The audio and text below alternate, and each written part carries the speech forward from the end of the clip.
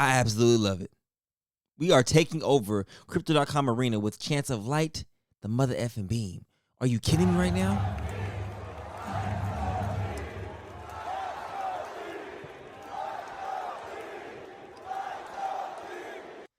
Not only did we pull up in LA and take over, we took over the 5th seed in the Western Conference as of today.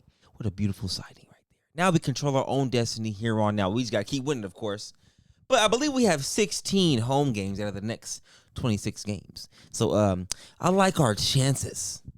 But I was once told by somebody that Domantas Sabonis has a boring game that nobody wants to watch, i.e. that's why he didn't make the All-Star game. But then there was someone by the name of, no offense, Nikola Vucevic, who was a 2-time All-Star, and his game wasn't exciting.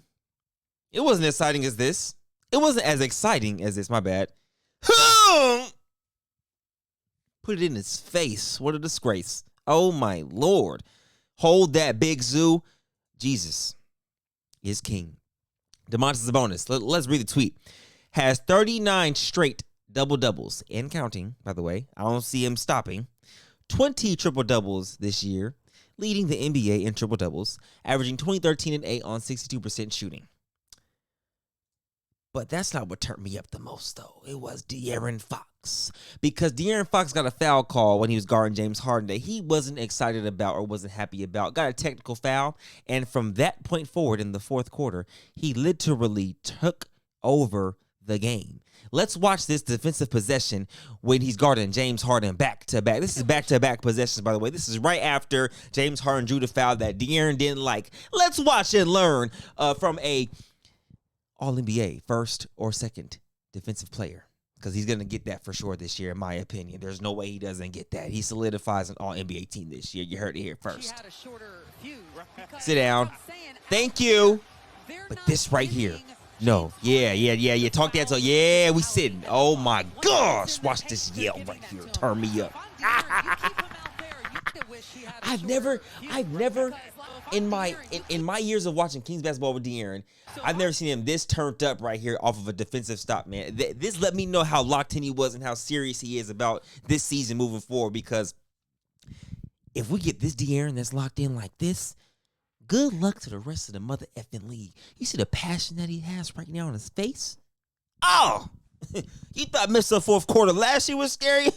Mr. Fourth Quarter Part 2 in the second half of the season. Let's see how that plays out for the rest of the NBA, because he has a chip on his shoulder that he's going to prove everybody wrong that keeps saying, he had a good year, he's overrated, X, Y, and Z, yada, yada, yada. Yeah, all right. We're going to see when it really matters. Tonight, 33 points, 7 assists, 6 rebounds. To pair with Sabonis, 17 points, 15 boards, and 12 assists. In the first half, I want to say, Domantas Sabonis and De'Aaron Fox accounted for 46 points.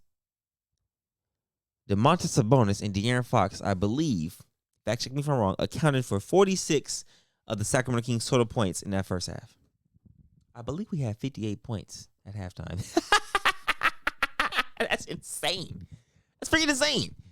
Now, there's one post I was watching, actually, that kind of made a good point here. Tim Legler had something to say about the Sacramento Kings. I'm trying to find that clip here for you guys, because he actually made a couple valid points, and I can't find it, and it pissed me off. No, okay, well, we're gonna type in Tim Legler.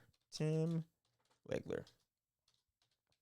Because he said something about Sabonis that I didn't necessarily disagree with, and it's not popping up. Let's see. Here it is, right here. Let's take a listen, shall we? Put my earphones on. Win by 16. Kings currently, this is pointless to show you other than just content. One through the highlights that we showed earlier. Now they're clearly going to be a playoff in a series, and they're going to think next year, and with that experience, build on. Let's listen. Your opinion. I do think what happened to them last year could help them in a series, and they're going to be a tough out. This is a very good team. Mm-hmm. They basically ran it back, though, right, with the exact same group. And last year, if you recall, they grabbed advantage of a situation where they had everybody healthy all year. Right. So they get the 3 seed. A lot of teams had injuries. They had guys sitting out large chunks. Their guys showed up every night, and it shows you what can happen when you do that. You get a 3 seed. Your reward, take on the Golden State Warriors, get a 50 out of Steph Curry in Game 7, and you go home in the first round. Right. I look at them this year, and I see a very similar team. And I think... Okay, before he continues, that's the part that I think people fail to realize. Like, we were a 50 ball away from advancing. That doesn't necessarily always happen, bro. Steph Curry gave us 50. It's Steph Curry. One of the greatest, if not the greatest point guard of all time. It wasn't like we lost to some slouch in a game 7. He had one of the best games of his playoff career. He gave us 50 points in Sacramento. Not many teams can beat somebody that has 50 points in them like that, bro. It's not common.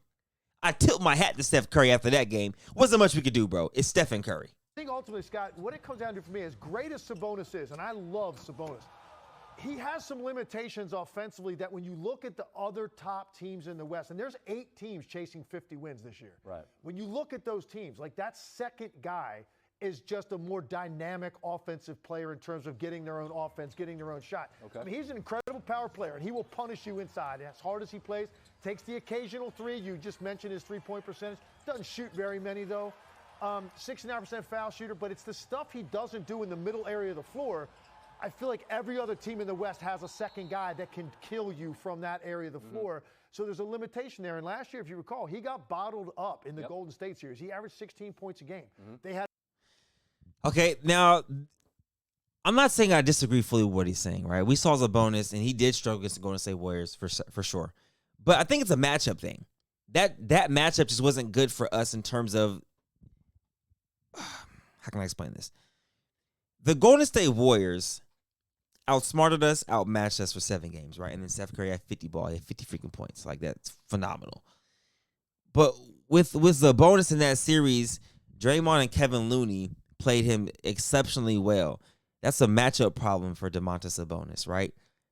Because those are, I mean, especially Draymond Green. He's one of the best defenders we've seen, whether you like him or not. Had we played anybody else in that matchup look different, I think Domantas Sabonis dominates. So I don't think we'd be having the same exact discussion if we're playing the Los Angeles Lakers, if we're playing like a Phoenix Suns for a 7-game series. It was just that specific series I was always worried because Draymond tends to always play well, usually while guarding Sabonis. And that series for 7 games, we saw it. It was hard to watch. But I don't think that necessarily meant that Sabonis was limited. I just think he was limited in that certain matchup, if you get what I'm saying.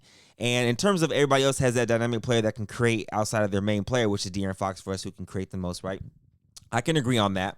Domantas Sabonis doesn't have the best creating ability on the wing, isoing, things of that nature, right? Like Nikola Jokic can still be an ISO post player. He still can create. I think that's the next step for Sabonis to get to. His shooting has gotten better, of course, over time. But in the playoffs, though, we are missing that consistent go-to get a bucket piece out of our main guys. And right now, it's really Malik Monk off the bench. And I think we're going to need Sabonis to step up and be that go-to get a bucket guy, which I think he's done a great job this year, by the way. So it's going to be really interesting because actually in this segment, he still said we can win a 7-game series. So I'm saying he's saying we're limited, but we can still win a 7-game series. So I'm guessing he's kind of on the skeptical of the matchup part of the game. So I'm very intrigued and interested to see who we get in that first round because right now it's pretty much between the first and the fourth. They're set between the Timberwolves, OKC, Denver, and Clippers. Those 4 can interchange from 1 to 4, right? But we're fighting primarily for that 5th and 6th seed right now. So we're gonna have to either play one of the Clippers, Thunder, Denver, or Minnesota. Out of those 4 teams, I'd rather have a Minnesota, and I'd rather play Oklahoma City. I don't really want to see the Clippers for 7 games, bro. PG, Kawhi, James Harden, Russ. Especially Kawhi this year in a 7-game series after what happened last night. Don't let that confuse you guys. This Clippers team is really freaking good. And Paul George also didn't play tonight, so let's not get too ahead of ourselves. The matchup I'd want to see would be the Timberwolves and OKC if I had to choose one for that first round if we're the 5th seed. So, and the 6th seed, of course. But, yeah, this is just my spiel, man. Let me know in the comments below what you guys think. The Sacramento Kings are starting to click late. Playing good basketball late, which is always a good thing going into the playoffs. So I'm excited, man. I'm excited. Hopefully Sabonis can continue this in the playoffs, because if he continues his play in the playoff or the play in wherever we're at, I think we're going to be in a good position. I don't think we're going to see a limited Sabonis like we did last year. I think he learned from it. It was just in that series. It was the bad series. It happens. It happens, man. But I'm excited for what the Kings got in store, man. It's looking like we ran it back with the same team, and we're hoping for the best. I don't really have championship aspirations. I'm realistic, but I do have at least a second-round playoff run in my pictured future. And then next year after that, which is next season, I feel like we can become legit contenders with the offseason moves we can make. But if we somehow make it to the Western Conference Finals, you won't see me. I'd be happy as hell. It's the matchups, though. If we get good matchups, we could very well do it. I don't want to see a Clippers first round, though. I'll tell you that much. But if we can get, like I said, if we can get Minnesota first round, or we can get OKC first round, and then second round, somehow we get like Los Angeles Lakers, I wouldn't be mad. I think that's the Western Conference Finals waiting for us. I'm just saying. I don't know, though. But we'll see. Only time will tell. Sayonara, that's my spill. And light the mother effing beam before you go to bed tonight. Don't forget it.